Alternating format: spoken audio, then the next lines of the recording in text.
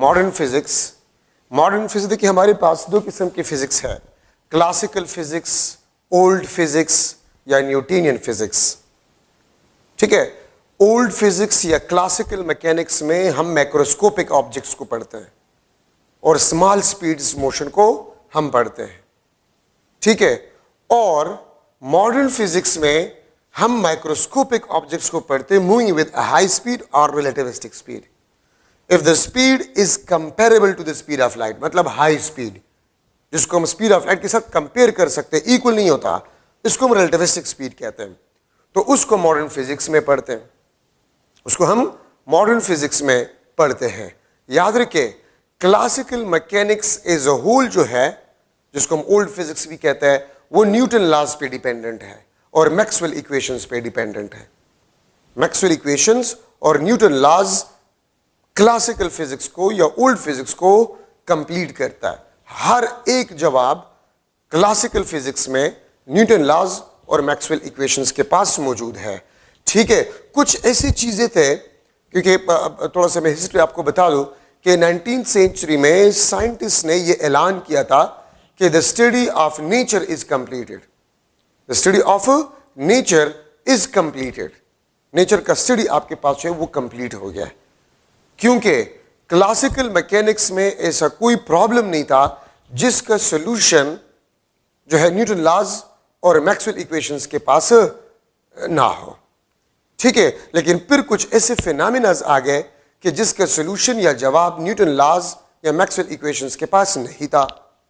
ठीक है, तो फिर 1900 में प्लैंक्स रेडिएशन लॉ आया और 1905 में आइंस्टाइन ने फोटो इलेक्ट्रिक इफेक्ट, जो कि क्लासिकल मैकेनिक्स के मुताबिक से एक्सप्लेन नहीं हो रहा था, उसको उसने एक नए आइडिया से प्लैंक्स रेडिएशन लॉ पे एक्सप्लेन किया। ठीक है, और फिर 1905 में मॉडर्न फिजिक्स की शुरुआत हो गई, एक नया कंसेप्ट हमारे पास आया। ठीक है, तो मॉडर्न फिजिक्स के दो फिर मेन ब्रांचेस है, quantum mechanics, study of microscopic objects. Relativistic mechanics में आपके पास है हाई स्पीड स्टडी। ठीक है, relativistic study, if the speed is comparable to the speed of light, उसको हम मॉडर्न फिजिक्स में पढ़ते हैं।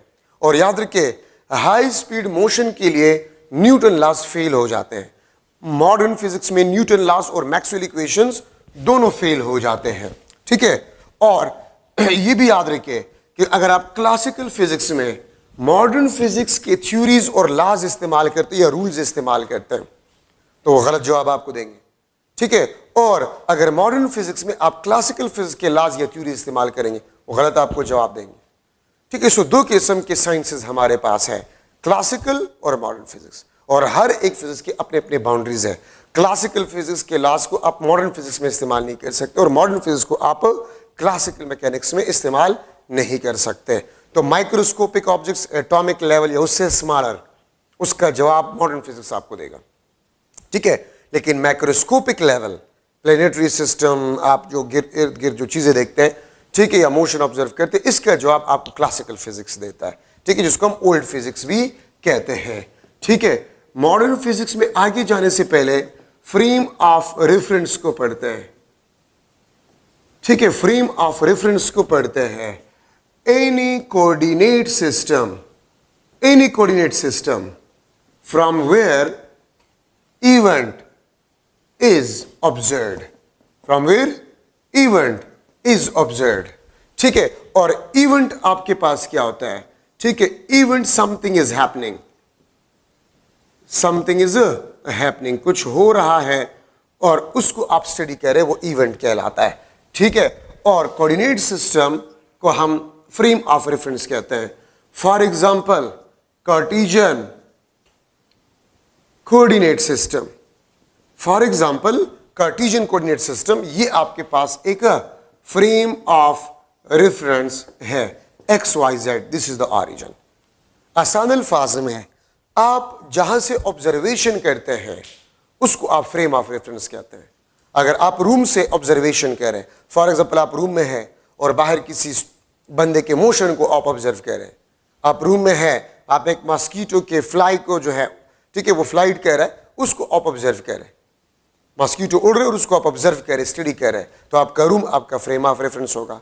आप गाड़ी में हैं और गाड़ी से आप बाहर किसी दूसरे गाड़ी के मोशन को ऑब्जर्व करें तो गाड़ी आपका फ्रेम ऑफ रेफरेंस होगा। आप ट्रेन में है और ट्रेन से आप ऑब्जर्वेशन करें तो ट्रेन आपका फ्रेम ऑफ रेफरेंस होगा। ठीक है, आप मून पे है, मून से आप किसी चीज को ऑब्जर्व करें तो आपका फ्रेम ऑफ रेफरेंस मून होगा। तो फ्रेम ऑफ रेफरेंस वो जगह जहां से आप ऑब्जर्वेशन करते हैं। ठीक है, याद रखिए फ्रेम ऑफ रेफरेंस आपके पास जो है वो दो किस्म के हैं। नंबर फर्स्ट इनर्शियल फ्रेम और सेकंड आपके पास जो है वो नॉन इनर्शियल फ्रेम। ठीक है, inertial frame of reference and non inertial frame of reference, इसको हम कहते हैं नॉन एक्सेलरेटेड फ्रेम। ठीक है, inertial frame, non accelerated frame. A is equal to 0 और ए इज इक्वल टू 0 का मतलब आपके पास होता है रेस्ट, ठीक है, एंड यूनिफॉर्म मोशन। एक बॉडी अगर रेस्ट में है वो इनर्शियल फ्रेम में आपके पास होगा, अगर यूनिफॉर्म मोशन कर रहा है, ठीक है, तब एक्सेलरेशन 0 होगा और फ्रेम आपके पास जो होगा वो इनर्शियल फ्रेम होगा। तो non accelerated frame of reference, rest और यूनिफॉर्म मोशन। और इसमें याद रखिए इनर्शियल फ्रेम में न्यूटन लॉज आपके पास जो है वो एप्लीकेबल होते हैं। और तीसरी बात आपके पास ये है कि न्यूटन लॉज के रिजल्ट सेम होते हैं, same results in all inertial frames. ठीक है, non accelerated frame, Newton laws are applicable in inertial frame और न्यूटन लॉज के जो रिजल्ट्स होते हैं वो सेम होते हैं। तो हर वो फ्रेम या वो तमाम फ्रेम्स जिसमें न्यूटन लॉज एप्लीकेबल हो और न्यूटन लॉज के रिजल्ट सेम हो, हर उस फ्रेम को हम इनर्शियल फ्रेम कहते हैं। याद रखिए अर्थ रियलिटी में नॉन इनर्शियल है, अर्थ एक्सेलरेटेड मोशन करता है, लेकिन अगर आप अर्थ पे देखें तो हम एक्सेलरेशन फील ही नहीं करते, तो इसीलिए it is considered to be inertial, Earth is considered to be inertial. ठीक है, नॉन एक्सेलरेटेड फ्रेम अगर ए आपके पास नॉन जीरो हो मींस एक्सेलरेटेड फ्रेम। ठीक है, कोई भी एक्सेलरेटेड फ्रेम, अगर आप कार में जा रहे हैं और कार का वेलोसिटी कांस्टेंट है, ठीक है, तो फिर कार आपके पास जो होगा वो इनर्शियल फ्रेम होगा। अगर आप कार में जा रहे हैं और कार एक्सेलरेटेड मोशन कर रहे हैं वो नॉन इनर्शियल फ्रेम होगा। ठीक है, तो नॉन एक्सेलरेटेड फ्रेम इनर्शियल और एक्सेलरेटेड फ्रेम आपके पास है वो नॉन इनर्शियल फ्रेम कहलाता है। और याद रखिए नॉन इनर्शियल में न्यूटन लॉज एप्लीकेबल नहीं होते, इसको आप उल्टा करें, इसमें इनर्शियल में न्यूटन लॉज एप्लीकेबल है, नॉन इनर्शियल में न्यूटन लॉज एप्लीकेबल नहीं है। नॉन इनर्शियल में न्यूटन लॉज के रिजल्ट्स डिफरेंट होते हैं, न्यूटन लॉज के रिजल्ट्स क्या होते हैं, डिफरेंट होते हैं। ठीक है, नॉन इनर्शियल फ्रेम में, तो ये बात याद रखिए। और यहां पर हम अर्थ पे दोनों फ्रेम्स को जो है वो ऑब्जर्व कर सकते हैं, इनर्शियल भी और नॉन इनर्शियल भी। नॉन एक्सेलरेटेड, इनर्शियल और एक्सेलरेटेड आपके पास जो होगा वो नॉन इनर्शियल फ्रेम आपके पास होगा। ठीक है, तो अगर मैं आपसे ये पूछूं कि अर्थ पे एक बॉडी पड़ा हुआ है, जमीन पे एक बॉडी पड़ा हुआ है और उस पर आप फोर्स लगा रहे हैं और उसमें एक्सेलरेशन 1 मीटर पर सेकंड स्क्वायर प्रोड्यूस हो रहा है। ठीक है, अगर वही बॉडी ट्रेन में पड़ा हुआ है और ट्रेन में आप उतना ही फोर्स उस बॉडी पे लगा रहे हैं और उतना ही एक्सेलरेशन प्रोड्यूस हो रहा है, तो फिर ट्रेन इनर्शियल फ्रेम होगा, नॉन इनर्शियल फ्रेम होगा। ठीक है, इनकम्प्लीट इनफॉर्मेशन या नन ऑफ दीज। तो अगर वो एक्सेलरेशन जो अर्थ पे प्रोड्यूस हो रहा है बॉडी में, वही एक्सेलरेशन अगर ट्रेन में भी उस बॉडी में आप उतनी फोर्स लगाकर प्रोड्यूस कर रहे, इसका मतलब ये होगा कि ट्रेन भी इनर्शियल फ्रेम होगा। ठीक है, अगर एरोप्लेन में उतनी ही मास पे आप उतना ही फोर्स लगा रहे और वही एक्सेलरेशन प्रोड्यूस हो रहा है, तो इसका मतलब आपके पास ये होगा कि एरोप्लेन भी आपके पास इनर्शियल फ्रेम होगा। लेकिन जमीन पे एक बॉडी पड़ा हुआ है, उस पर आप फोर्स लगा रहे हैं, उसमें एक्सेलरेशन ए प्रोड्यूस हो रहा है, अगर उतना ही बॉडी वो किसी ट्रेन में हो, किसी एरोप्लेन में हो और आप उतना ही फोर्स लगा रहे हैं, but acceleration produces is different, it means the frame is a non inertial frame. अगर आपका फ्रेम इनर्शियल है और आप किसी दूसरे फ्रेम को ऑब्जर्व करें तो वो भी आपको इनर्शियल नजर आएगा, वो भी आपको इनर्शियल नजर आएगा। ठीक है, याद रखिए, दो वर्ड आपको साइंस में बहुत ज्यादा देखने को मिलेगा। एब्सोल्यूट का मतलब आपके पास ये होता है फिक्स्ड और कांस्टेंट, ठीक है, और एब्सोल्यूट का मतलब ये होता है this is independent of frame of reference, ठीक है, this is independent of frame of reference, इसको हम एब्सोल्यूट कहते हैं। और रिलेटिव वर्ड, ठीक है, रिलेटिव वर्ड का मतलब होता है नॉट फिक्स्ड और कांस्टेंट, नॉट फिक्स्ड और कांस्टेंट, और इसका मतलब आपके पास ये होता है कि depends upon frame of a reference, depends upon frame of reference. Science में दो वर्ड्स आपको बहुत ज्यादा देखने को मिलेगा, एब्सोल्यूट एंड रिलेटिव। एब्सोल्यूट का मतलब होता है फिक्स्ड और constant, means independent of frame, और आपके पास जो रिलेटिव है उसका मतलब आपके पास होगा नॉट फिक्स्ड और नॉट कांस्टेंट, और ये जो है ये डिपेंड करेगा फ्रेम ऑफ रेफरेंस पे, ठीक है, सिंपल इसका मतलब आपके पास ये है।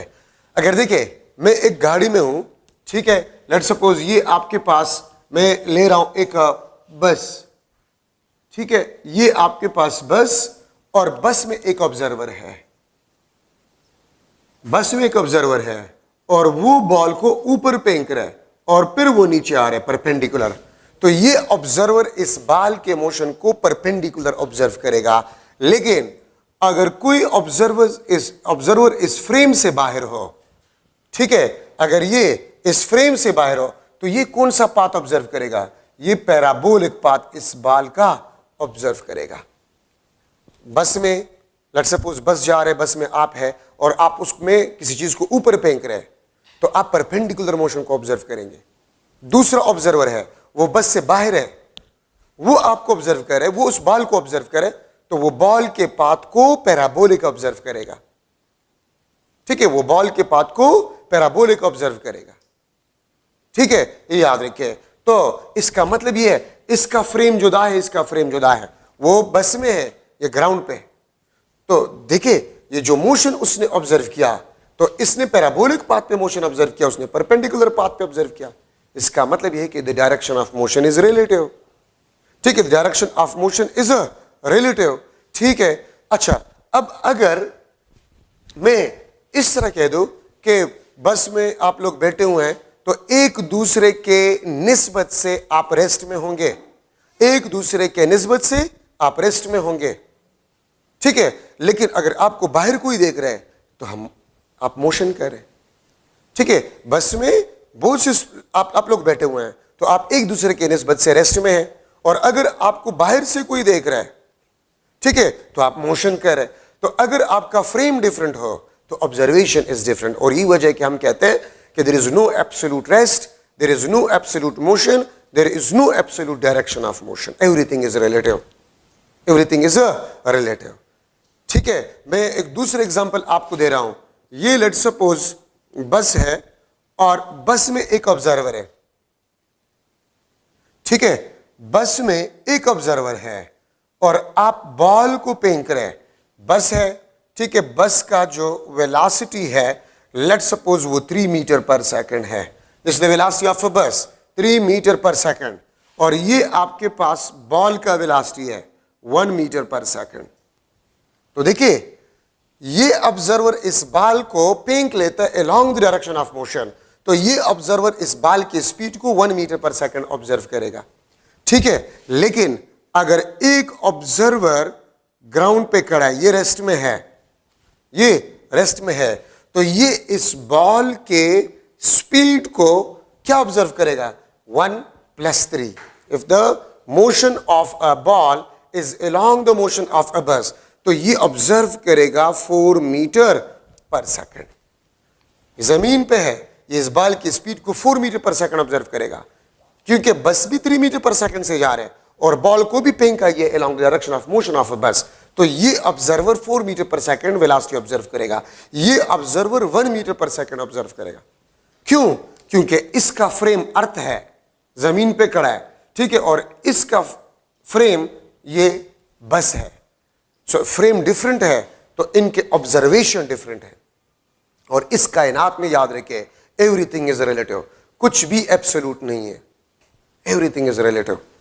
ठीक है, अब मैं आपको इसको इस तरह भी कह सकता हूं कि देखिए आपका टेस्ट है 28 सितंबर को, ठीक है, ज्यादा चांस नहीं बल्कि जो है कंफर्म 20 सितंबर को आपका टेस्ट है।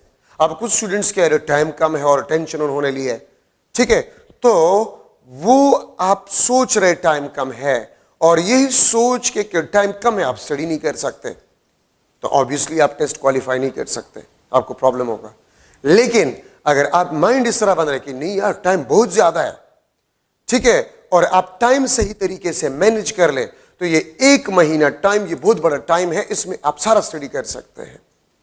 So everything is relative, depend करते आपके माइंड पे, आप क्या सोच रहे हैं। यार टाइम तो कम है, आप टेंशन आपने ले लिया, आप स्टडी नहीं कर सकते।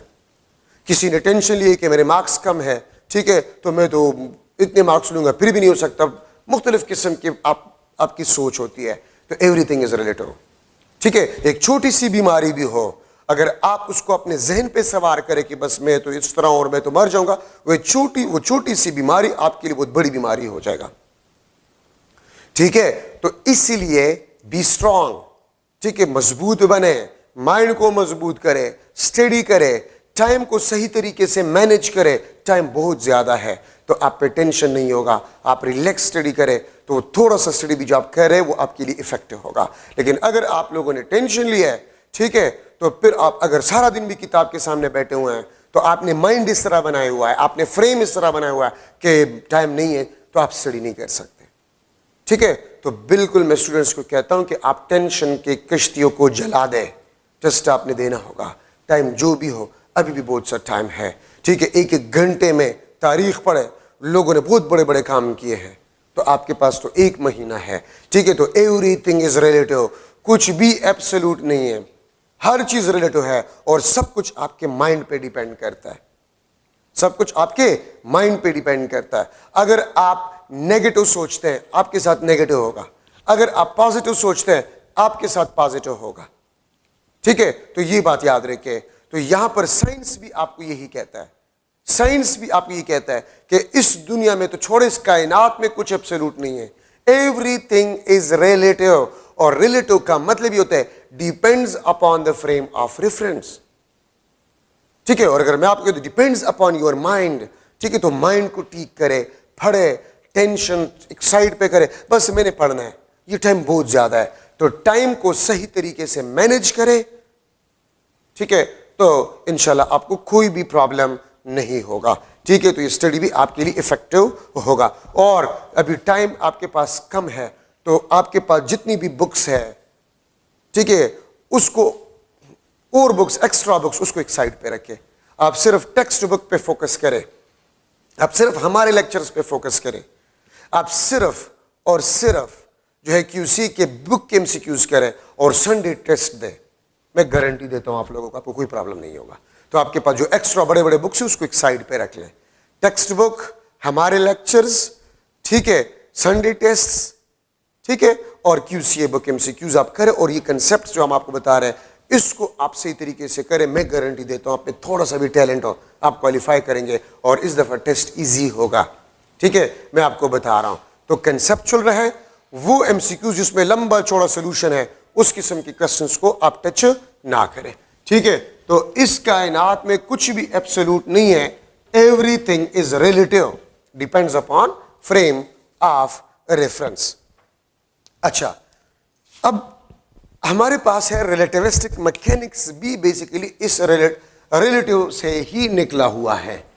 ठीक है, याद रखें न्यूटन जो था, न्यूटन और गैलीलियो, न्यूटन एंड गैलीलियो आपके पास जो था, दे वर एग्री फॉर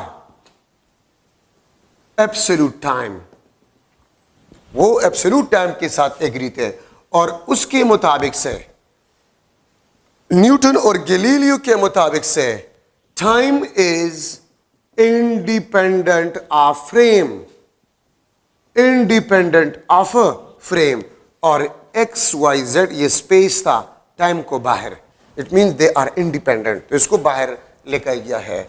लेकिन आइंस्टाइन क्या कहता है, आइंस्टाइन इसको चैलेंज करता है और वो कहता है कि time and the time is also relative. Time भी आपके पास रिलेटिव है, ठीक है। और टाइम आपके पास जो है it depends upon frame of reference, ये फ्रेम ऑफ रेफरेंस पे डिपेंड करता है। और Einstein give for first time idea of 4 dimension, उसने 4 डायमेंशन का कंसेप्ट दिया, एक्स वाई जी टी। देखिए एक ही ब्रैकेट में मैंने टाइम को लिख लिया, ठीक है। तो ये आपके पास 4th डायमेंशन है। तो एमसीक्यू में आ सकता है by Einstein the 4th dimension is dash, so the 4th dimension is a time, the 4th dimension is a time. और ये आपको बता रहे हैं कि स्पेस, ये स्पेस को रिप्रेजेंट करता है या फ्रेम को रिप्रेजेंट करता है, और ये टाइम को। मैं इसकी एक आसान मिसाल आपको देता हूं।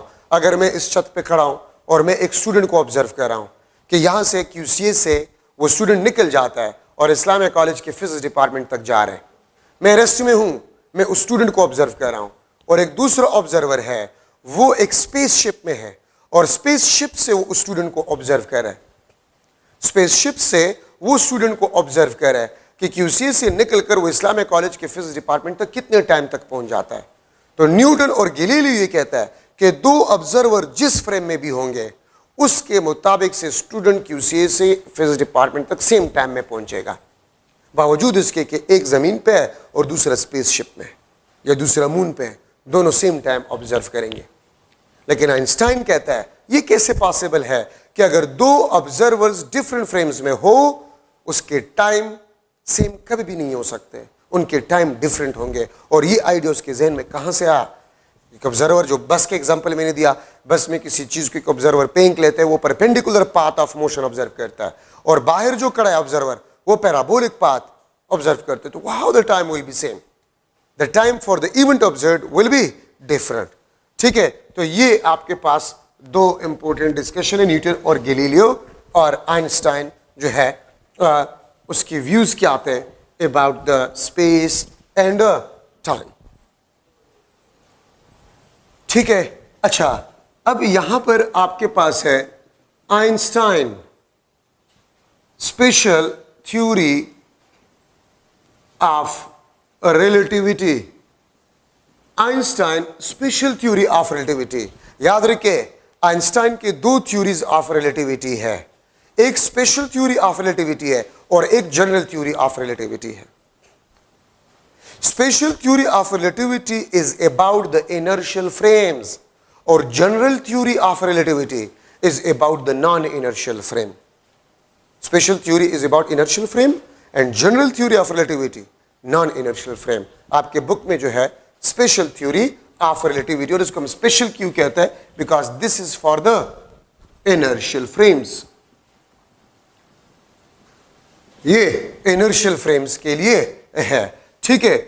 Einstein special theory of relativity is based on 2 postulates, ये 2 postulates पे बेस करता है। Number first, Newton laws has same results, Newton laws has same results in all inertial frames, in all inertial frames, ठीक है।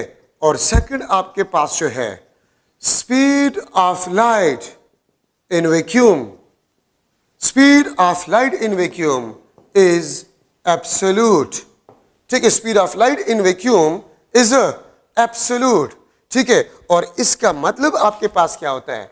इसका मतलब आपके पास क्या होता है? Speed of light in vacuum is absolute and it is independent, and it is independent, and it is independent of frame of reference, and it is independent of frame of reference. Einstein special theory of relativity आपके पास जो है ये 2 postulates पे base करता है, ठीक है।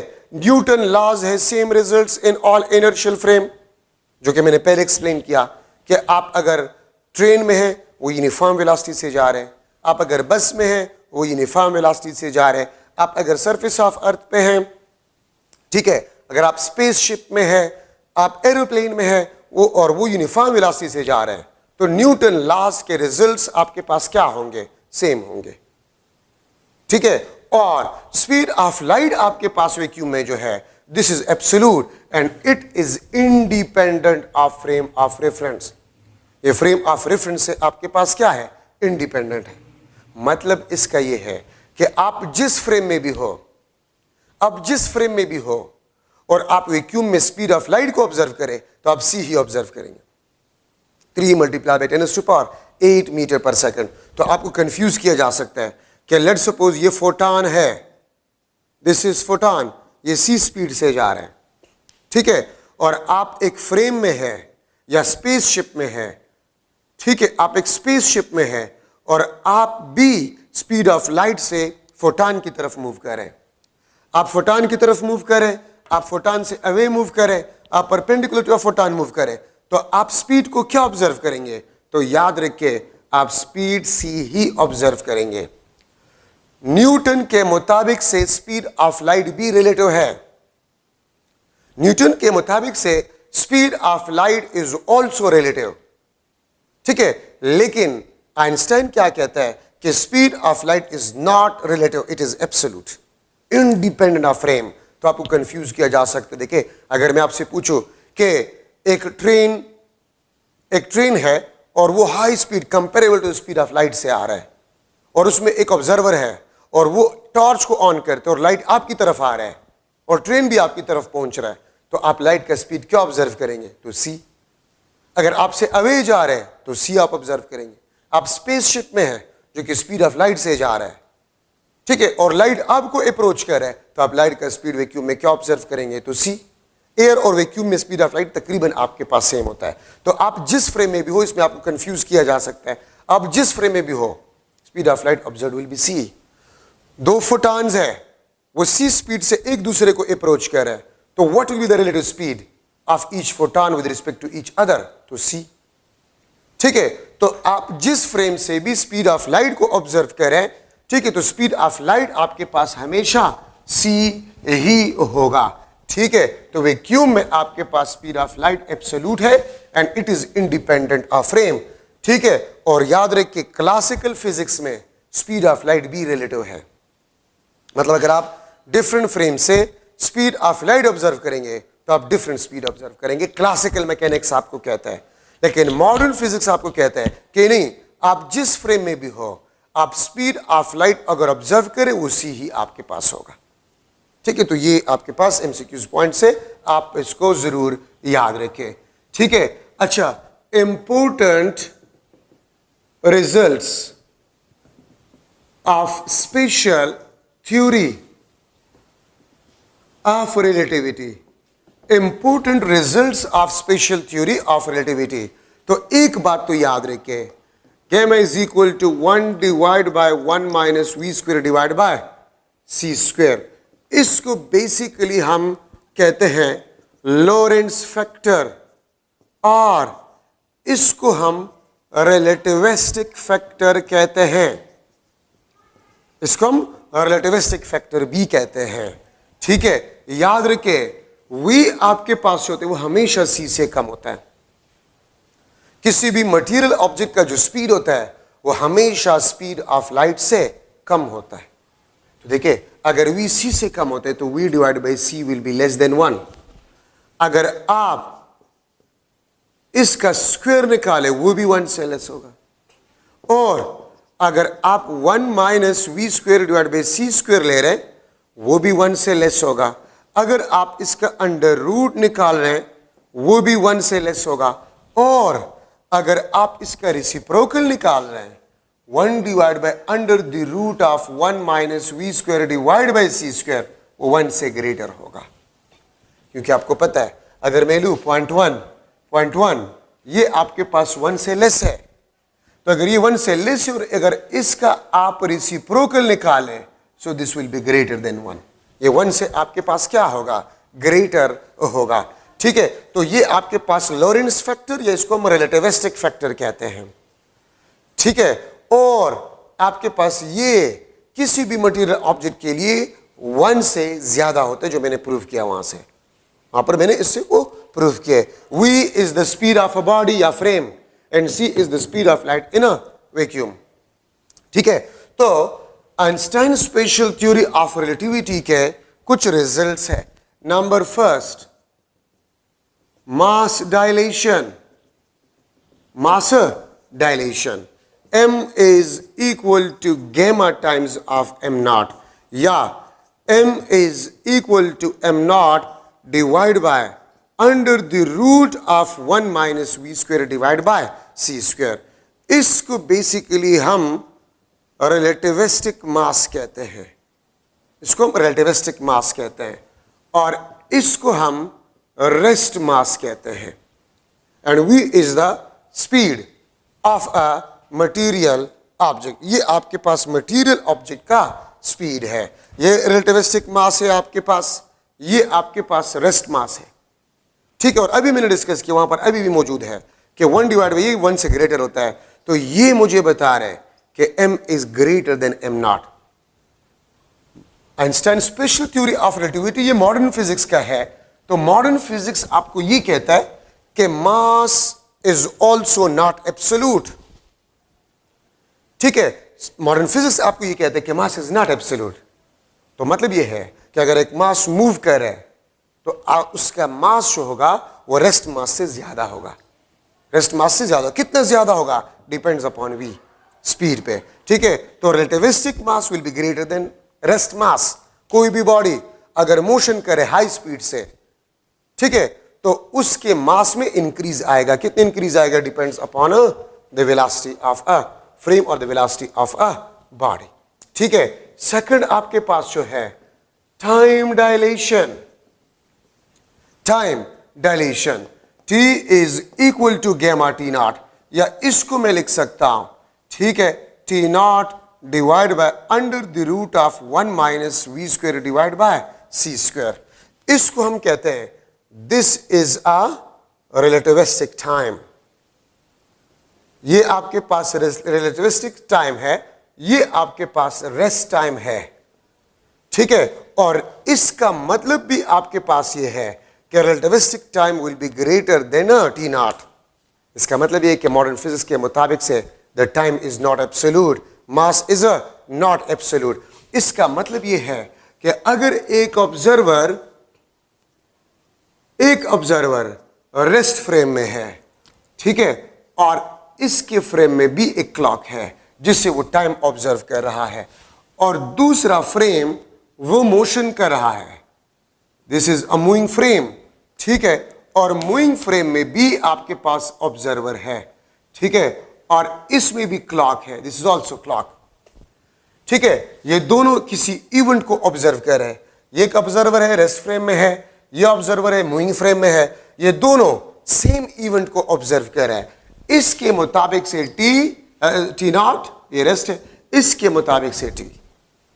तो आइंस्टाइन कहता है कि अगर दो ऑब्जर्वर्स दो डिफरेंट फ्रेम्स में है तो वो सेम इवेंट के टाइम को अगर ऑब्जर्व करें, time will be not same.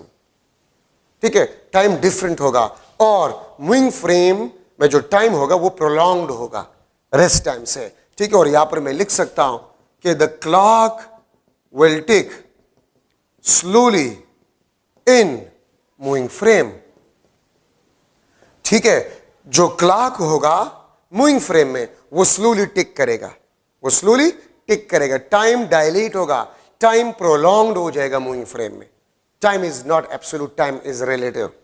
लेकिन न्यूटन के मुताबिक से और क्लासिकल मैकेनिक्स के मुताबिक से टाइम इज एब्सोल्यूट। ठीक है, और थर्ड आपके पास जो है लेंथ कंट्रैक्शन। थर्ड आपके पास जो है दिस इज लेंथ कंट्रैक्शन। ठीक है, और लेंथ कंट्रैक्शन का मतलब ये है, ठीक है, कि L आपके पास होगा L not divide by gamma, और इसको मैं लिख सकता हूं, ठीक है, कि under the root of 1 minus we square divide by C square under the root. और ये आपको बता रहे कि L नॉट से कम होगा, लेंथ कंट्रैक्ट होगा, लेंथ विल बी कंट्रैक्टेड। लेकिन इसके लिए आपके पास क्या होगा, if motion is a long length, अगर मोशन अलॉन्ग लेंथ हो तो फिर लेंथ कंट्रैक्शन होगा, अगर मोशन अलॉन्ग लेंथ ना हो तो फिर लेंथ कंट्रैक्शन नहीं होगा। ठीक है, अब अगर मैं लूं ये आपके पास 2 स्टार है, ठीक है, ये आपके पास 2 स्टार है, ये S1, ये आपके पास S2, ठीक है, रेस्ट फ्रेम में D0, ये आपके पास distance observed by observer from rest frame, और D आपके पास जो है एक ऑब्जर्वर है जो कि फ्रेम में है, and this frame is moving V comparable to the C, ठीक है, और along a distance ये मूव कर रहा है, तो ये D डिस्टेंस ऑब्जर्व कर रहा है। एक ऑब्जर्वर रेस्ट फ्रेम से डिस्टेंस को ऑब्जर्व कर रहा है, दूसरा ऑब्जर्वर मूविंग फ्रेम से डिस्टेंस को ऑब्जर्व कर रहा है, तो इसके मुताबिक से D is equal to D0 1 minus we square divide by C square, और इसका मतलब आपके पास है कि D will be less than D0।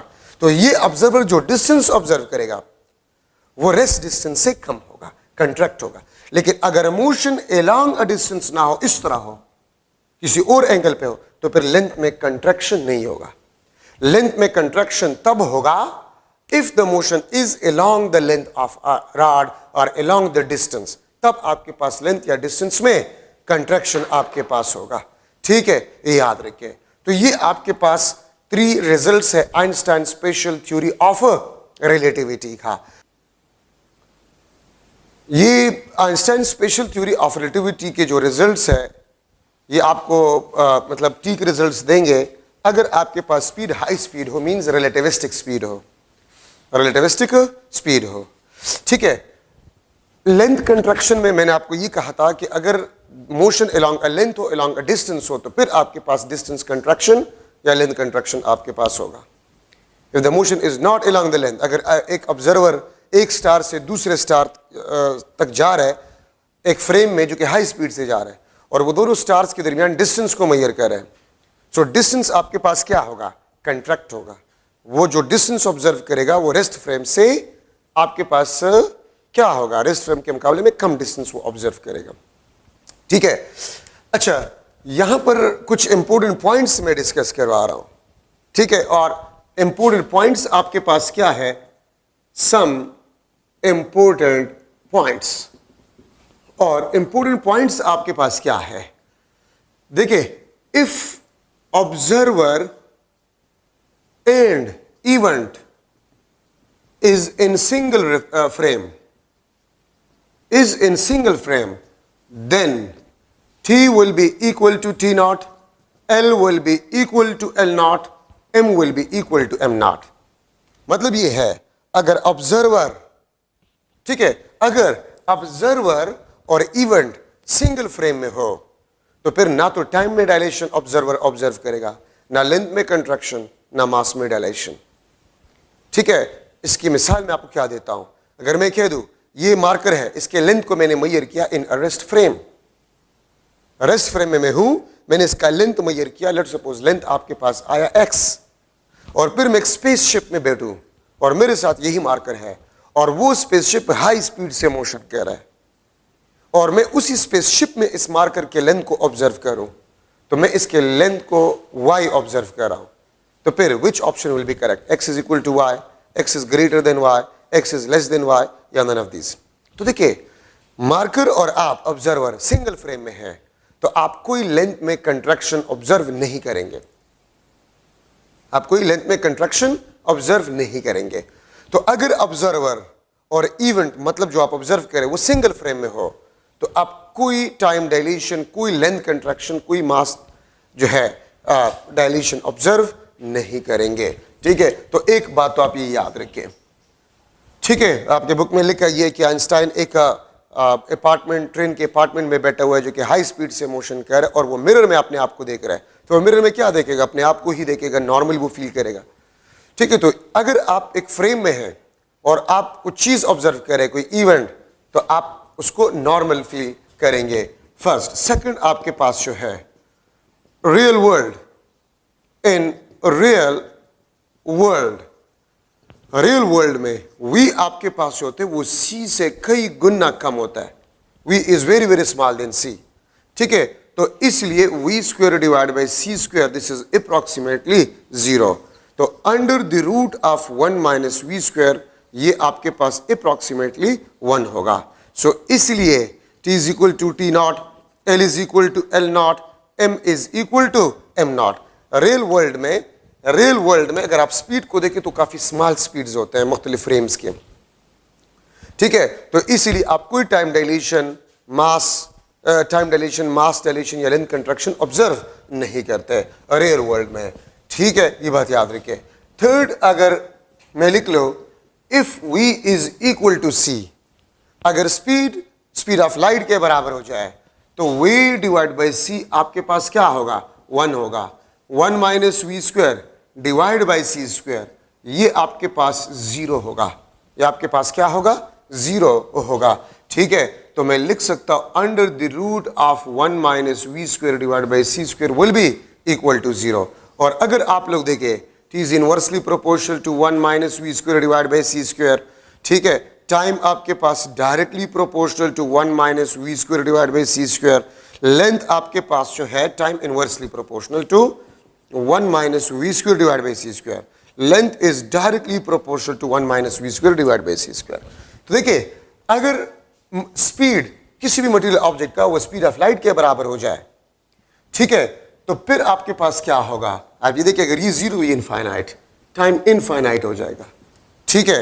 मास आपके पास, ये एक मास है, ठीक है, मास आपके पास इनफाइनाइट हो जाएगा और लेंथ आपके पास 0 हो जाएगा। और इसका मतलब ये है दिस इज नॉट पॉसिबल, ये पॉसिबल नहीं है, ठीक है।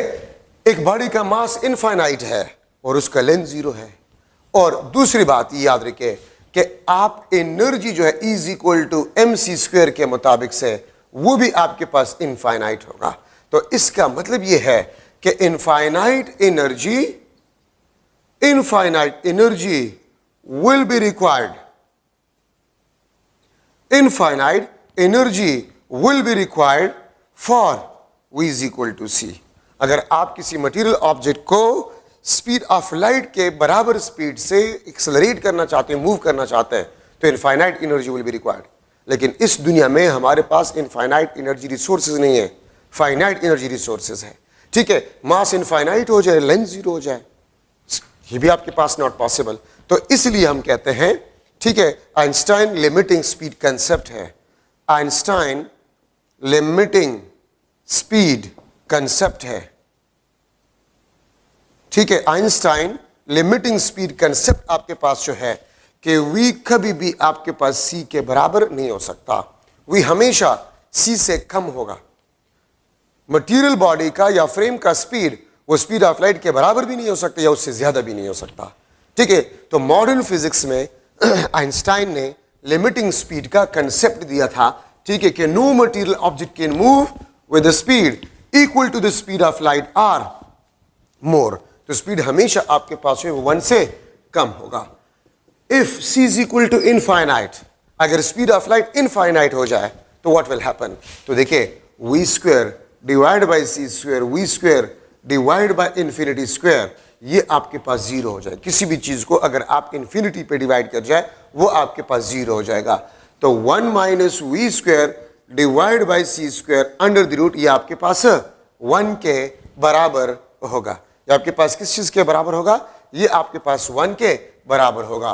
सो t will be equal to t not, l is equal to l not, m is equal to m nought. इसका मतलब है no time dilation, no length contraction, no mass increase, ठीक है। तो स्पीड ऑफ लाइट अगर infinite हो जाए तो फिर हम ना टाइम डायलेशन को ऑब्जर्व करेंगे, ना मास डायलेशन को, ना लेंथ कंट्रैक्शन को। तो इसका मतलब है कि स्पीड ऑफ लाइट इनफाइनाइट भी नहीं है, वो आपके पास फाइनाइट है। If c is small velocity, ठीक है, अगर c आपके पास स्मॉल वेलोसिटी है, ठीक है, इन रियल वर्ल्ड, अगर स्पीड ऑफ लाइट आपके पास स्मॉल वेलोसिटी, जिस तरह नॉर्मल गाड़ी जा रही है, ठीक है, प्लेनेटरी मोशन का स्पीड, गाड़ी का स्पीड वगैरह, तो फिर आपके पास क्या होगा?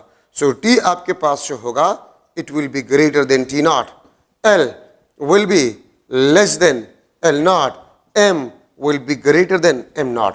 तो अगर speed of light normal speeds के बराबर हो जाए, ठीक है, तो फिर आप जो लेंथ कंट्रैक्शन, मास डायलेशन, ठीक है, और टाइम डायलेशन है, उसको आप नॉर्मली ऑब्जर्व करेंगे। ठीक है, हम ऑब्जर्व नहीं करते आम जिंदगी में, तो इसका मतलब ये है कि आपके पास c जो है वो लार्ज स्पीड है, वो स्मॉल स्पीड नहीं है।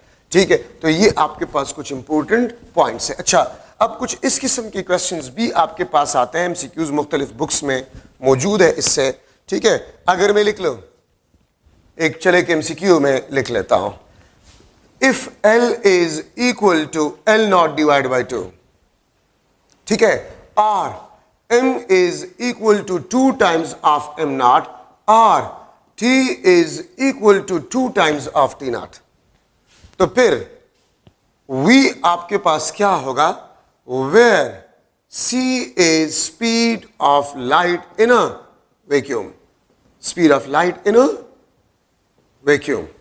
ठीक है, तो फिर आपके पास स्पीड क्या होगा, एक रॉड है, उसका लेंथ हम हाफ ऑब्जर्व करते हैं with a reference to a frame which is moving with high speed. ठीक है, तो फिर स्पीड आपके पास उस फ्रेम का क्या होगा या उस इवेंट का क्या होगा। रिलेटिविस्टिक मैकेनिक्स में याद रखे, मास increase, time dilation, length contraction आप तब ऑब्जर्व करते हैं if the motion is relative, मतलब इवेंट मोशन कर रहा है, ऑब्जर्वर रेस्ट में है, ऑब्जर्वर मोशन कर रहा है, इवेंट रेस्ट में है, या दोनों मोशन कर रहे हैं, तो फिर आप ये रिजल्ट्स ऑब्जर्व करेंगे, अदरवाइज आप ये ऑब्जर्व नहीं करेंगे। ठीक है, तो मैं इसको सॉल्व कर रहा हूं। देखिए, L आपके पास जो है L nought under the root of 1 minus we square C square, इसका सोल्यूशन आप देखें। तो एमसीक्यू में आपको बताया ये L is equal to L not divide by 2, तो L not divide by 2, L nought 1 minus we square divide by C square, this is cancel. ठीक है, हाफ आपके पास जो है under the root of 1 minus we square divide by C square, अगर आप इसको स्क्वायर करें, 1 minus we square divide by C square, V square divide by C square is equal to 1 minus 1/4, या अगर आप इसको करें तो 3/4, और वी आपके पास under the root of 3 divide by 4c। ठीक है, तो मैं यहां पर अगर लिख लो A option under the root of 3 divide by 2c, B option c divide by 2, C option c divide by 4, ठीक है, और डी ऑप्शन आपके पास जो है this is c divide by 16, तो ये आपके पास आंसर है। तो v अगर under root 3 divide by 2c के बराबर है, तो आप रॉड का लेंथ या स्टार्स के दरमियान डिस्टेंस आप half of rest of length observe करेंगे, मास डबल, टाइम आप डबल। ठीक है, तो ये आपके पास एक मॉडल एमसीक्यू, और ये आपके पास इस किस्म का इसका सोल्यूशन है। ठीक है, तो ये आपके पास मुख्तलिफ किस्म के एमसीक्यूज आपके पास रिलेटिविस्टिक मैकेनिक्स में आ सकते हैं। ठीक है, तो ये आपके पास स्पेशल थ्योरी ऑफ रिलेटिविटी में इंपॉर्टेंट डिस्कशन आपके पास हो गए। देखिए, अब आपके पास है थर्मल रेडिएशंस। थर्मल रेडिएशंस आपके पास जो है, radiation emitted by any body, hot body, radiation produced by any hot object। ठीक है, radiation produces by any hot object, और हॉट ऑब्जेक्ट या हॉट बॉडी कौन सा बॉडी होता है, हर एक बॉडी जो कि एब्सोल्यूट 0 टेम्परेचर से अबव टेम्परेचर उसका, उसको हम हॉट बॉडी कहते हैं। और हॉट बॉडी रेडिएशंस प्रोड्यूस करते हैं, थर्मल रेडिएशन। ठीक है, और थर्मल रेडिएशंस का जो नेचर है या एनर्जी है, दिस डिपेंड्स अपॉन 2 थिंग्स, एक तो नेचर ऑफ कंडक्टर, एक तो नेचर ऑफ कंडक्टर, ठीक है, और दूसरा आपके पास जो है टेम्परेचर। ठीक है, तो थर्मल रेडिएशन 2 चीजों पे डिपेंड करता है, नेचर ऑफ कंडक्टर और टेम्परेचर। दूसरी बात ये याद रखें कि कोई भी रियल बॉडी हर किस्म का रेडिएशन एब्जॉर्ब या इमिट नहीं कर सकते। ठीक है, आपके पास जो रियल बॉडीज है वो हर किस्म के रेडिएशंस को एब्जॉर्ब या इमिट नहीं कर सकते, वो स्पेसिफिक रेडिएशंस को एब्जॉर्ब या इमिट कर सकते हैं। क्यों? Because every atom is composed of specific energy levels. ठीक है, स्पेसिफिक एनर्जी लेवल्स या ऑर्बिट्स उसमें से होते हैं। ठीक है, तो उसमें ट्रांजिशन की वजह से जो रेडिएशंस प्रोड्यूस होता है वही एनर्जी वाले रेडिएशन प्रोड्यूस होंगे, हर एक एनर्जी वाला नहीं। ठीक है, सो थर्मल रेडिएशन, कोई भी हॉट ऑब्जेक्ट जो रेडिएशन प्रोड्यूस करता है उसको हम थर्मल रेडिएशंस कहते हैं, ठीक है। और अगर आप human also produces radiations infrared, इंसानी बदन जो है वो भी रेडिएशंस प्रोड्यूस करते हैं इंफ्रारेड रेंज में। हर एक बॉडी इस कायनात में जो एटम से बने हुए हैं वो रेडिएशंस एब्जॉर्ब भी कर सकते हैं और इमिट भी कर सकते हैं, ठीक है। और 0 केल्विन से अबव टेम्परेचर किसी भी बॉडी का हो तो वो रेडिएशंस प्रोड्यूस करेंगे, ठीक है। ये बात आप लोग याद रखें। अब यहां पर हम डिस्कस कर रहे हैं ब्लैक बॉडी रेडिएशन, लेकिन ब्लैक बॉडी रेडिएशन से पहले एक चीज याद रखें।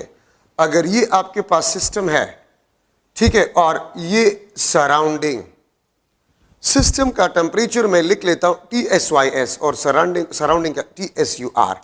एक बात ये याद रखें कि सिस्टम का टेम्परेचर अगर सराउंडिंग से ज्यादा हो तो ये एमिशन ज्यादा करेगा एब्जॉर्प्शन के मुकाबले में, एमिशन ज्यादा करेगा एब्जॉर्प्शन के मुकाबले में, ठीक है।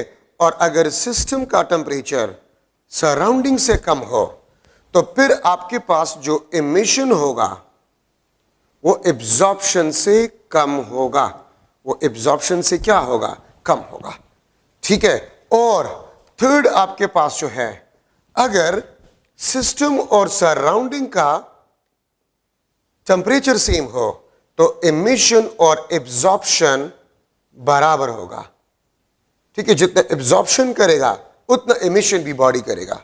इन एग्जाम्पल्स को करने का मेरा मकसद यह है कि कोई भी बॉडी सिर्फ एब्जॉर्प्शन या सिर्फ एमिशन नहीं कर सकता।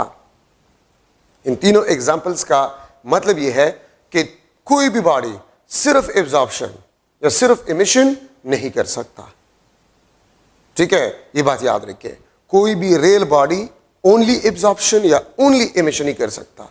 एब्जॉर्प्शन और एमिशन दोनों जो है वो करेंगे कोई भी बॉडी, ठीक है। अच्छा, अब यहां पर हम ब्लैक बॉडी को ले रहे हैं। सो ब्लैक बॉडी आपके पास है, दिस इज आइडियल बॉडी, ये आइडियल बॉडी है which is 100% absorber and 100% emitter, ठीक है। या इसको मैं इस तरह भी लिख सकता हूं, आर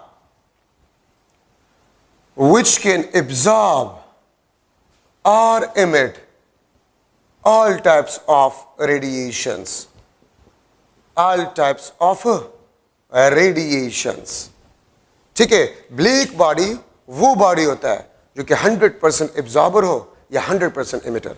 100% एब्जॉर्बर कब होगा, अगर ब्लैक बॉडी का टेम्परेचर सराउंडिंग से कम हो तो सिर्फ एब्जॉर्प्शन करेगा, ठीक है। अगर मैं ये लूं, ये आपके पास एक बॉडी है, मैंने लिख लिया दिस इज ब्लैक बॉडी।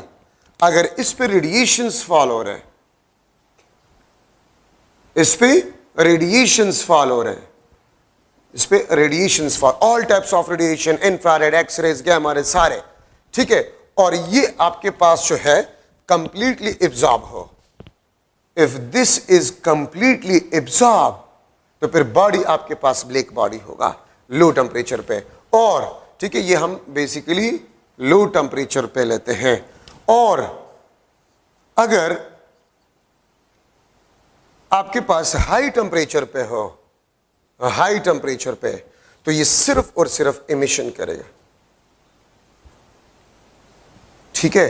ये सिर्फ और सिर्फ क्या करेगा, ठीक है, ये एमिशन करेगा ऑल टाइप्स ऑफ रेडिएशंस, ये तमाम किस्म के रेडिएशंस जो है वो सिर्फ एमिट करेगा। और आपके पास जो है ये कंप्लीटली, ये आपके पास कंप्लीटली एमिशन करेगा, ठीक है, और ये कंप्लीटली एब्जॉर्प्शन करेगा। और ये सिर्फ आइडियल बॉडी के लिए ही पॉसिबल है, क्योंकि रियल बॉडी सिर्फ एब्जॉर्प्शन या सिर्फ एमिशन नहीं कर सकता, ये याद रखिए।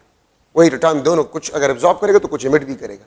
लेकिन ब्लैक बॉडी वो 100% रेडिएशंस को एमिट करेगा या 100% रेडिएशन को एब्जॉर्ब करेगा। दूसरी बात यह है कि कोई भी रियल एलिमेंट तमाम किस्म के रेडिएशंस को एब्जॉर्ब या एमिट नहीं कर सकता, ठीक है।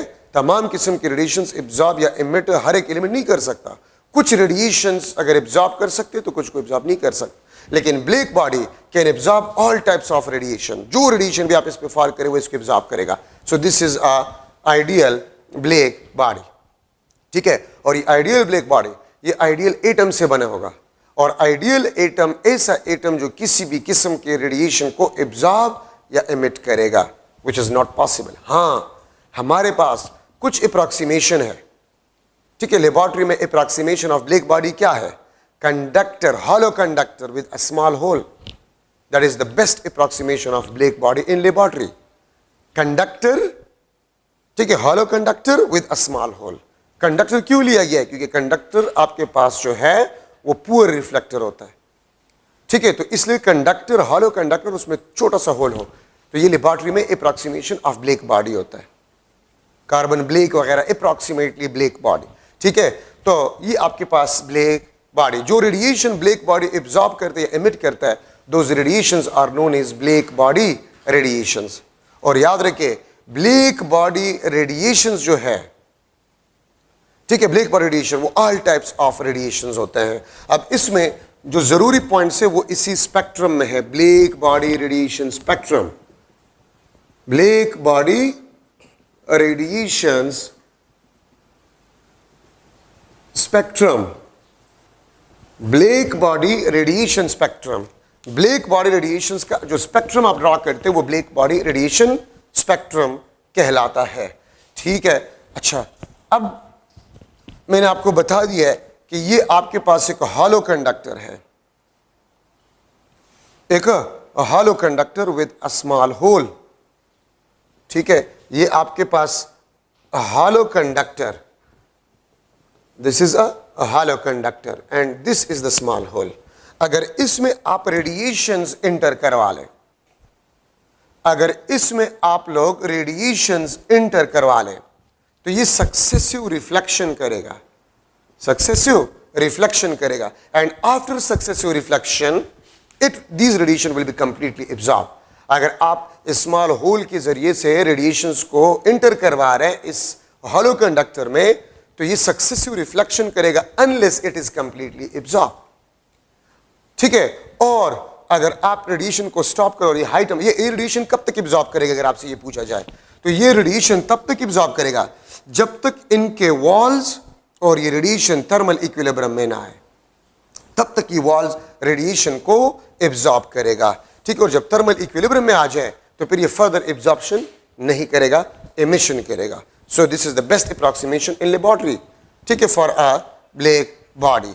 अब यहां पर मैं लिख रहा हूं दिस इज वेवलेंथ, ये आपके पास इंटेंसिटी और एनर्जी, इंटेंसिटी और एनर्जी आपके पास जो है होगा। तो इंटेंसिटी आपके पास जो है वो क्या है? आप इसको आप देख सकते हैं, एक्सपेरिमेंटल स्पेक्ट्रम है इसका। मैं अगर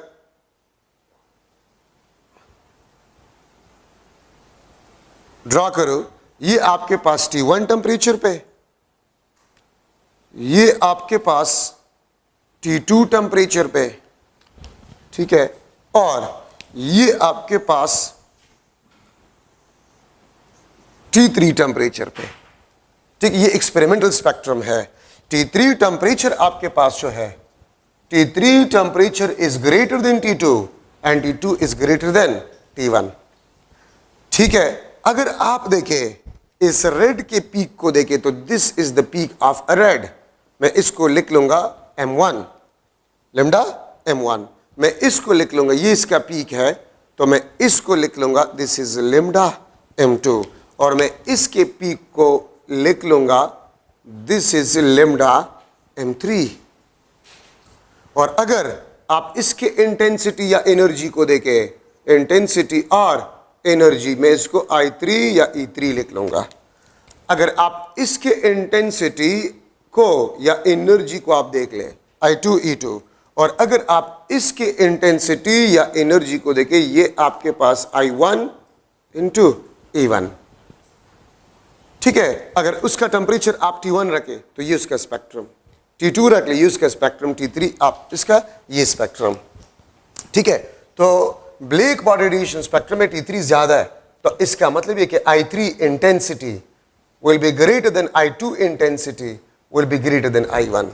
एनर्जी T3 टेम्परेचर पे ज्यादा वो प्रोड्यूस कर रहा है, आप देखिए इसका पीक ज्यादा है, ठीक है। E2 this is greater than E1, और lambda m1, lambda m2, lambda m3 इस तरफ अगर आप जा रहे हैं तो वेवलेंथ डिक्रीज हो रहे हैं। ठीक है, तो मैं यहां पर लिख सकता हूं कि वेवलेंथ जिस पे इंटेंसिटी मैक्सिमम है m3 is less than m2 and this is less than m1। Lambda m आपके पास क्या है? लेमडा m आपके पास the wavelength at which intensity is a maximum, the wavelength at which intensity is a maximum. Lambda m आपके पास वो intensity है, ठीक है, लेमडा m वो वेवलेंथ है जिस पे इंटेंसिटी आपके पास क्या हो? मैक्सिमम हो। ठीक है, तो आप देखिए T1 टेम्परेचर कम है, इसका पीक वैल्यू इस वेवलेंथ पे है। ठीक है, फिर T2 ज्यादा है तो इसका वेवलेंथ जिस पे इंटेंसिटी मैक्सिमम लेमडा m2 देखिए कम हो रहा है, लेमडा m3 कम हो रहा है। ठीक है, तो आप अगर इसी डायग्राम को देख ले, ये सारे पॉइंट्स आपके बुक में है। फर्स्ट पॉइंट तो आपके पास ये है कि ब्लैक बॉडी रेडिएशन स्पेक्ट्रम आपके पास जो है इनका शेप सेम है किसी भी टेम्परेचर के लिए। The shape of black body radiation spectrum is same at any temperature, किसी भी टेम्परेचर के लिए।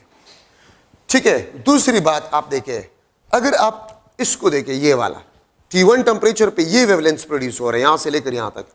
ठीक है, अगर आप T2 टेम्परेचर पे देख लें, T2 टेम्परेचर पे तो ये आपके पास जो है इस रेंज में वेवलेंथ आपके पास प्रोड्यूस हो रहा है।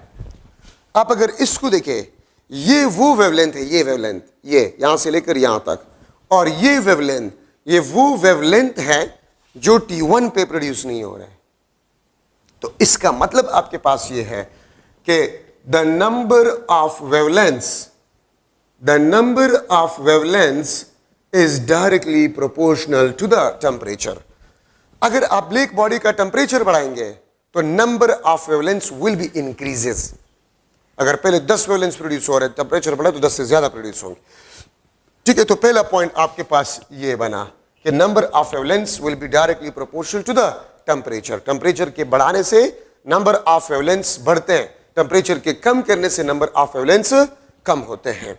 ठीक है, जो कि आपको यहां से नजर आ रहा है। आप अगर T3 को देखें तो ये वो वेवलेंथ है, ठीक है, जो कि T2 पे प्रोड्यूस नहीं हो रहा है। ठीक है, तो आप टेम्परेचर बढ़ा रहे हैं, number of wavelengths will be increases. ठीक है, अच्छा, the distribution of energy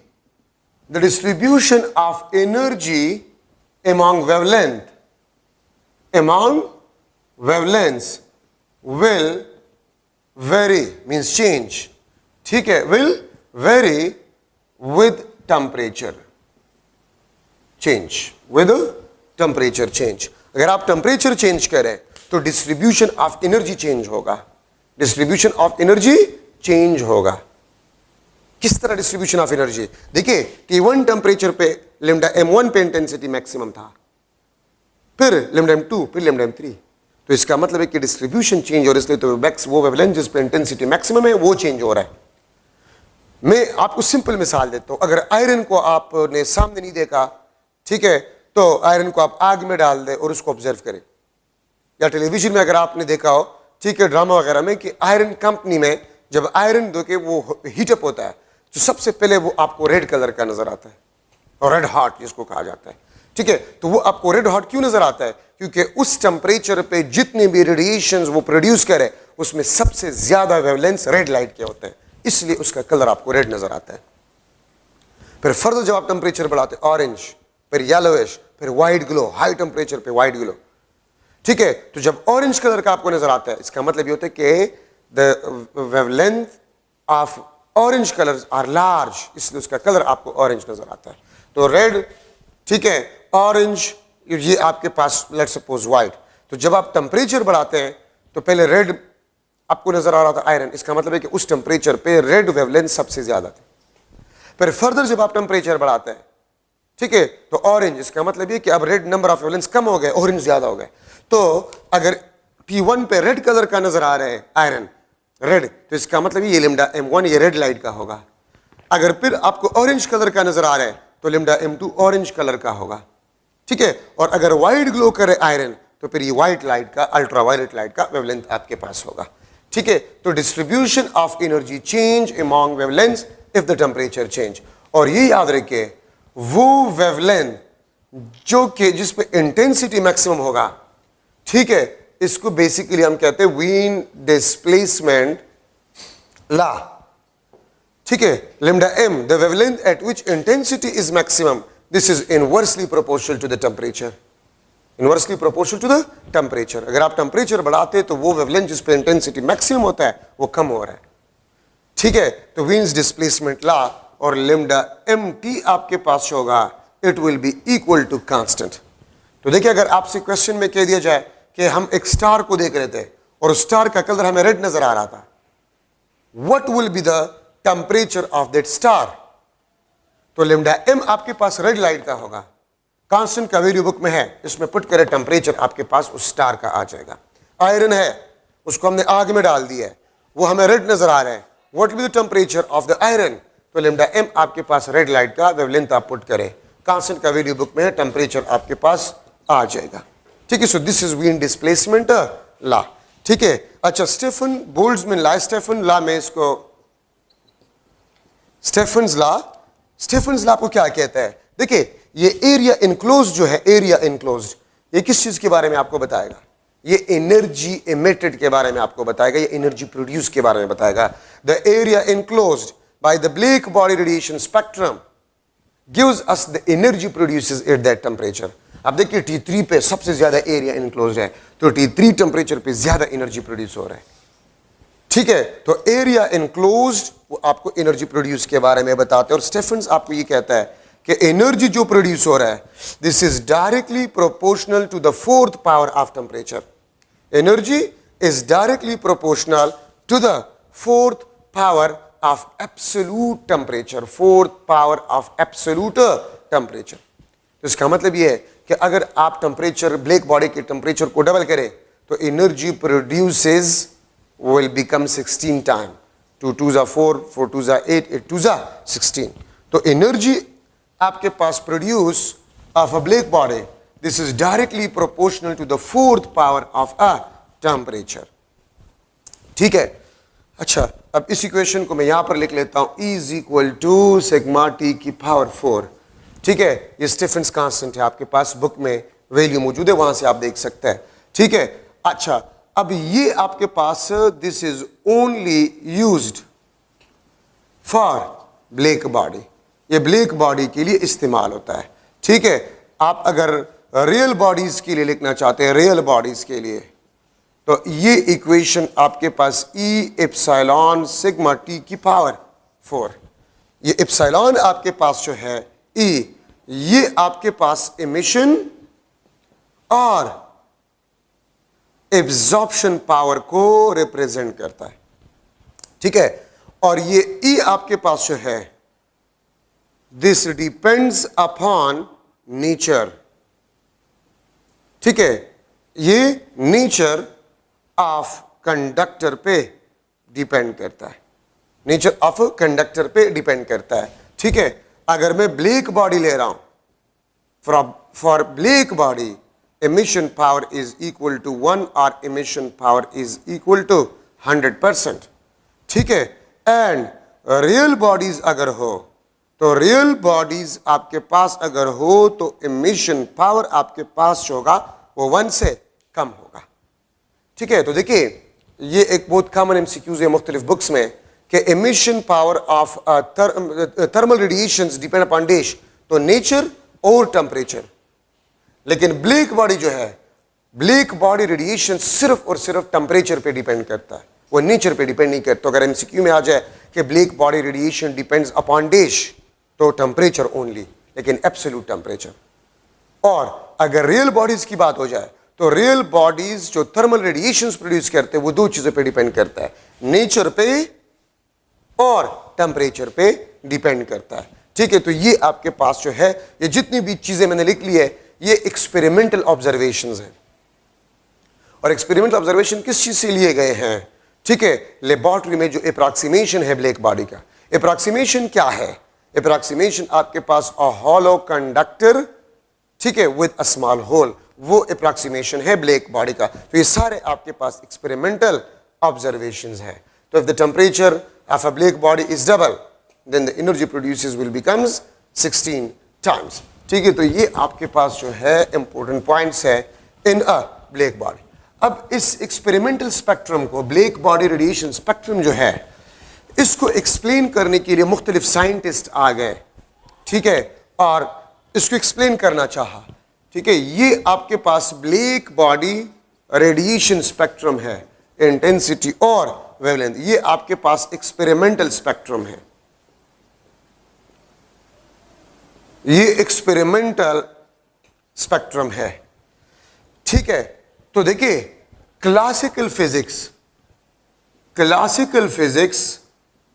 fail, ठीक है। Classical physics are wave nature of light, wave nature of light fail to explain black body radiation spectrum, black body radiation spectrum.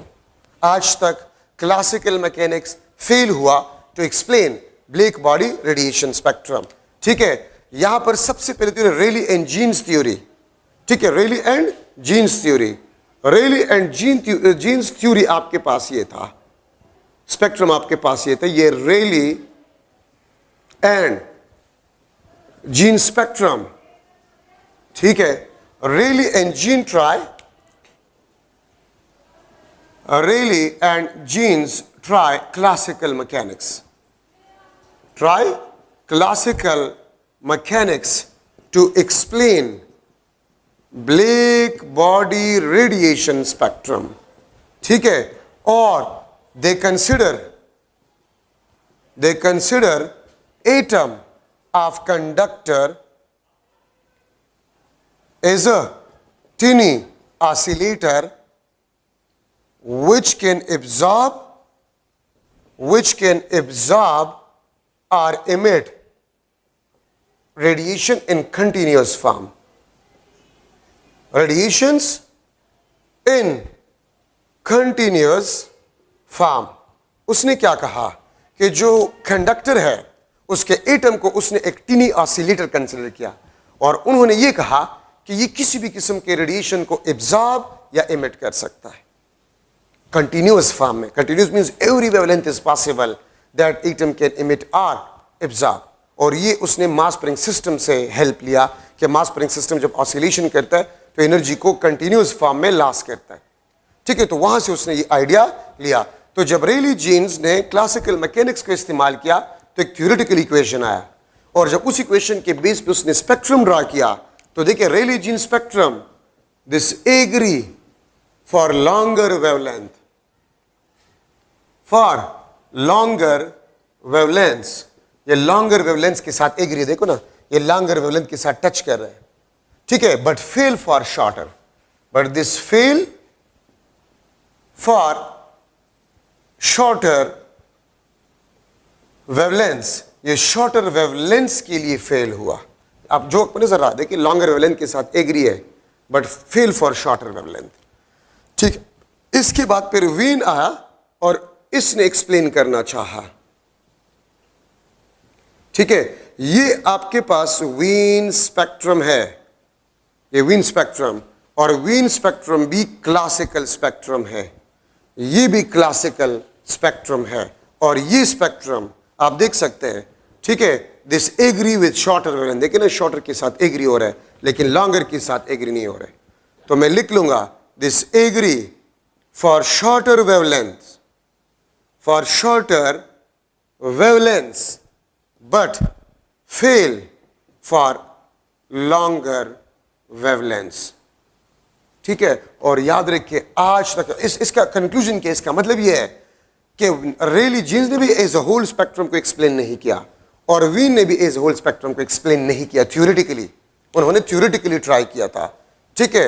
और spectrum experimental है, तो Rayleigh Jeans try theoretically to explain black body radiation spectrum, और Wien's ने भी theoretically try किया black body radiation spectrum को explain करने के लिए, ठीक है। लेकिन दोनों फेल हो गए, एज अ होल स्पेक्ट्रम को किसी ने एक्सप्लेन नहीं किया, और ये इसमें जरूरी पॉइंट्स है। अच्छा, अक्सर आप बुक्स में देखें तो एमसीक्यूज में ये मौजूद है, ठीक है। तो इसका मतलब ये है क्लासिकल मैकेनिक्स आज तक ब्लैक बॉडी रेडिएशन स्पेक्ट्रम को कंप्लीटली एक्सप्लेन नहीं कर सकता। वेव नेचर ऑफ लाइट या classical mechanics fail to explain as a whole black body radiation spectrum. ठीक है, तो 1900 में प्लैंक्स आया और उसने एक नया आइडिया दिया। ठीक है, प्लैंक्स रेडिएशन लॉ, उसने क्या कहा कि लाइट या एनर्जी, लाइट और एनर्जी एब्जॉर्ब्ड और emitted in discrete energy packets or bundles form। उसने ये कहा कि लाइट या एनर्जी आपके पास जो होता है वो डिस्क्रीट पैकेट्स और एनर्जी बंडल्स फॉर्म में एब्जॉर्ब या इमिट हो सकता है। पार्टिकल नेचर का कंसेप्ट उसने दिया। ठीक है, give particle nature of light. ठीक है, उसने पार्टिकल नेचर ऑफ लाइट का कंसेप्ट दिया और उसने ये कहा कि एनर्जी डिस्क्रीट फॉर्म में एब्जॉर्ब भी होता है और इमिट भी होता है, कंटिन्यूअस फॉर्म में नहीं। एक एटम को अगर हम ऑसिलेटर कंसिडर करें तो ये हर फ्रीक्वेंसी वाले लाइट को एब्जॉर्ब और इमिट नहीं कर सकता, बल्कि स्पेसिफिक फ्रीक्वेंसी वाले लाइट को ये एब्जॉर्ब भी कर सकेगा और इमिट भी कर सकेगा, हर एक फ्रीक्वेंसी वाला नहीं। ठीक है, और उसने एनर्जी, ठीक है, उसने एनर्जी पैकेट को नाम दिया, एनर्जी पैकेट को उसने नाम दिया, एनर्जी बंडल को उसने नाम दिया क्वांटा। एनर्जी पैकेट को उसने क्या नाम दिया? क्वांटा। ठीक है, और उसने energy of quanta E is equal to NHF, उसने एक इक्वेशन दिया E is equal to NHF। N is the number of quanta, H is the Planck's constant, F is the frequency, ठीक है, ऑफ एटम। एटम का जो frequency होगा उसी frequency वाला लाइट वो एब्जॉर्ब या इमिट कर सकता है। ठीक है, और अगर N आपके पास 1 हो, 1 क्वांटा, तो E is equal to HF या HC डिवाइड बाय लैम्डा।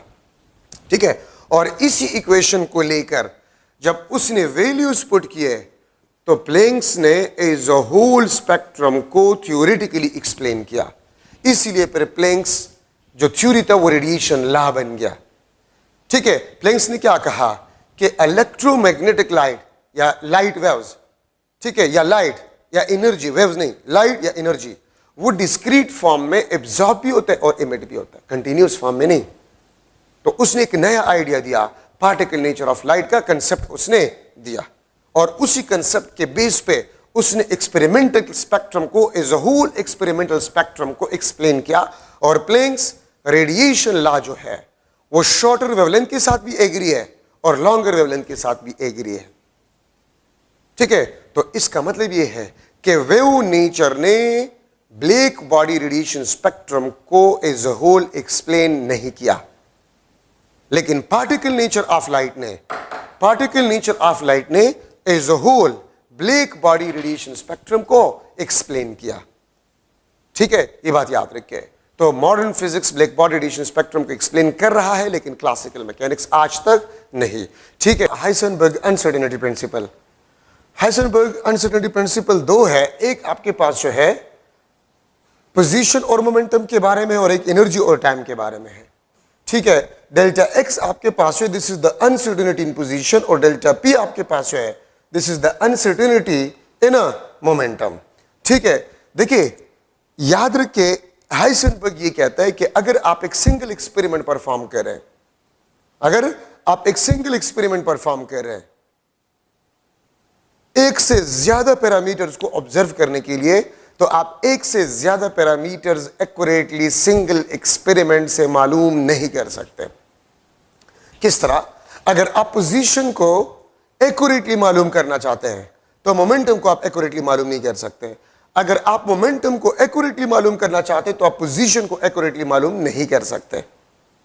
ठीक है, और यह बात याद रखें कि the uncertainty in position and the uncertainty momentum का जो प्रोडक्ट होगा, this will be approximately equal to h, या this will be greater than or equal to h। और एक बात याद रखिए, अगर हम वेवलेंथ ऑफ लाइट को बढ़ाना चाहते हैं तो अनसर्टेनिटी इन पोजीशन इंक्रीज होगा, अगर वेवलेंथ को हम बढ़ाना चाहते हैं, but uncertainty in momentum decrease होगा। अगर आप लाइट के वेवलेंथ को बढ़ा रहे हैं to observe the position and momentum of a particle, तो अगर आप वेवलेंथ को बढ़ा रहे तो अनसर्टेनिटी इन पोजीशन बढ़ेगा, बट अनसर्टेनिटी इन मोमेंटम कम होगा। अगर आप वेवलेंथ को कम कर रहे हैं तो अनसर्टेनिटी इन पोजीशन कम होगा, अनसर्टेनिटी इन मोमेंटम बढ़ेगा। तो मतलब यह है, अगर आप शॉर्टर वेवलेंथ वाला लाइट ले रहे हैं तो आप पोजीशन को तो एक्यूरेटली मालूम कर सकते हैं लेकिन मोमेंटम को नहीं। अगर आप लॉन्गर वेवलेंथ वाला लाइट ले रहे हैं तो आप मोमेंटम को एक्यूरेटली मालूम कर सकते हैं, पोजीशन को नहीं। तो ये पॉसिबल ही नहीं है कि आप सिंगल एक्सपेरिमेंट से दोनों पैरामीटर्स को एक्यूरेटली मालूम करें। ठीक है, तो ये आपके पास हाइसेनबर्ग अनसर्टेनिटी प्रिंसिपल है for the position and momentum, energy और टाइम। ठीक है, एनर्जी और टाइम के बारे में आपके पास ये है कि अगर आप एक पार्टिकल के एनर्जी को और टाइम ड्यूरेशन जिसके दौरान वो एनर्जी उस पार्टिकल के साथ हो एटॉमिक लेवल पे, तो वो आप सिंगल एक्सपेरिमेंट से मालूम नहीं कर सकते। ठीक है, अगर आप एनर्जी को एक्यूरेटली मालूम करें तो टाइम को नहीं कर सकते एक्यूरेटली। अगर आप टाइम ड्यूरेशन को एक्यूरेटली मालूम करें तो एनर्जी को नहीं कर सकते। ठीक है, तो याद रखें, uncertainty in energy is directly proportional to the frequency of light. अगर आप लाइट का फ्रीक्वेंसी बढ़ा रहे हैं तो एनर्जी में अनसर्टेनिटी बढ़ेगा लेकिन टाइम में अनसर्टेनिटी कम होगा। ठीक है, अगर आप फ्रीक्वेंसी को कम कर रहे हैं तो अनसर्टेनिटी इन एनर्जी कम होगा लेकिन टाइम में अनसर्टेनिटी बढ़ेगा।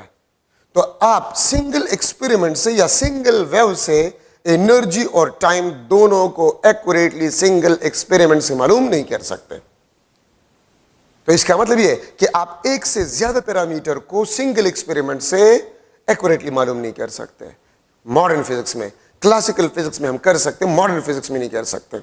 और यहां से हमें एक बात वाज़ेह हो गई कि मॉडर्न फिजिक्स का जो लिमिट है दैट इज 10⁻⁻34 मीटर तक अप्रॉक्सीमेटली। आप मॉडर्न फिजिक्स में ये साइजेस जो है उसके बारे में 10⁻⁻34 मीटर साइजेस के बारे में आपको मॉडर्न फिजिक्स जवाब दे सकता है।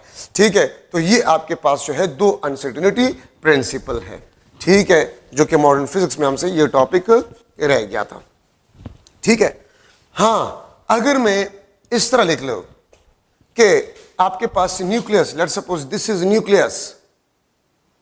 ठीक है, और आपको पता है कि न्यूक्लियर साइज जो है, nuclear size that is approximately 10⁻⁻15 metre, 10⁻⁻15 metre तक है।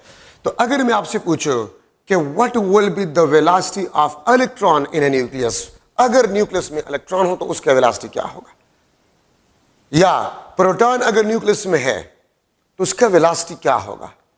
ठीक है, या अगर इलेक्ट्रॉन तो न्यूक्लियस में नहीं हो सकता, लेकिन आपसे पूछा जा सकता है कि अगर इलेक्ट्रॉन न्यूक्लियस में हो तो फिर उसका वेलोसिटी क्या होगा, अगर हो, क्वेश्चन किया गया आपसे। ठीक है, तो फिर आप क्या करेंगे, आपके पास फार्मूला है delta P delta X H, मैं इसको लिख सकता हूं M V delta X H, V is approximately equal to H M delta X. अब एच प्लैंक्स कांस्टेंट है, अगर प्रोटॉन है तो mass of proton, delta X क्या लेंगे आप लोग, size of nucleus, size of nucleus. ठीक है, अगर प्रोटॉन है तो मास ऑफ प्रोटॉन, अगर इलेक्ट्रॉन है तो mass of electron. Beta decay में जो इलेक्ट्रॉन प्रोड्यूस होते हैं उसके बारे में बेसिकली आपसे कहा जा सकता है। तो इस तरीके से फिर आप इसको मालूम करेंगे।